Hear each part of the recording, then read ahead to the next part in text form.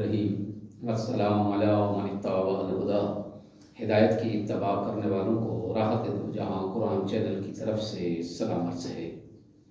تمام تعریفیں اس پروردگار کے لیے ہیں جو جنگ میں ہار جانے والوں کے دل میں حزن و ملال کو دور فرما کے ان کی حوصلہ افزائی فرماتا ہے۔ لاکھوں درود و سلام ہوں محمد و آل محمد پر۔ سامعین کرام صاحبان ایمان، ہمارے آج کے سبق کا موضوع ہے سورہ آل عمران کی آیت نمبر 139۔ تو آئیے پروردگار کے پاک نام سے ہم اپنے سبق کا آغاز کرتے ہیں۔ بسم اللہ الرحمن الرحیم۔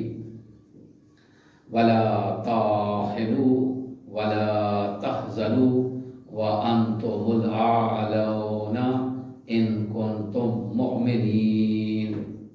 آیت کا ترجمہ: ہمت نہ ہارو اور غم نہ کرو کہ تم ہی غالب رہو گے بشرطے کہ تم مومن ہو۔ آیت کی تفسیر: جنگ احد میں مسلمانوں کو شکست کا سامنا کرنا پڑا اور 70 افراد شہید ہوئے، اور وہ بھی مسلمانوں کے گھروں کے قریب۔ اس سے مسلمانوں میں طبعی طور پر بے دلی سی پھیل گئی اور ان کے دلوں میں حزن و ملال چھا گیا۔ اللہ تبارک و تعالیٰ ان حوصلہ ہارنے والوں کو تسلی دیتے ہوئے یہ فرماتے ہیں کہ اپنے عزم اور ارادے میں سستی نہ آنے دو۔ شکست کا زیادہ احساس کر کے اپنے آپ کو حزن و ملال اور غم اور اندوہ میں مبتلا نہ کرو۔ اگر تم نے اپنے ایمان کی پختگی قائم رکھی اور اس کے نتیجے میں صبر اور تقوی کا دامن تھامے رکھا تو یقیناً تم ہی غالب رہو گے۔ اس آیت سے اندازہ ہوتا ہے کہ قوموں کی سرنوشت میں ایمان کا کتنا گہرا اثر ہے۔ خلاصہ یہ ہے کہ واقعہ جنگ احد سے بد دل ہو کر یہ خیال کرنا درست نہیں ہے کہ تم پر مشرکین غالب آئیں گے، بلکہ اگر تم ایمانی اسلحہ سے لیس رہے تو تم ہی غالب رہو گے۔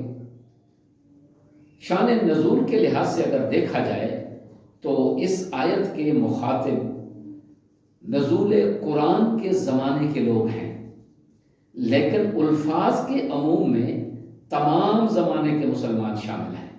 چنانچہ مسلمانوں کی تاریخ بھی اس آیت کی تفسیر کر رہی ہے کہ جیسے ہی مسلمانوں میں ایمان کی کمزوری آئی ان کا غلبہ بھی کم ہوتا گیا، اور ابھی تک یہ سلسلہ جاری ہے۔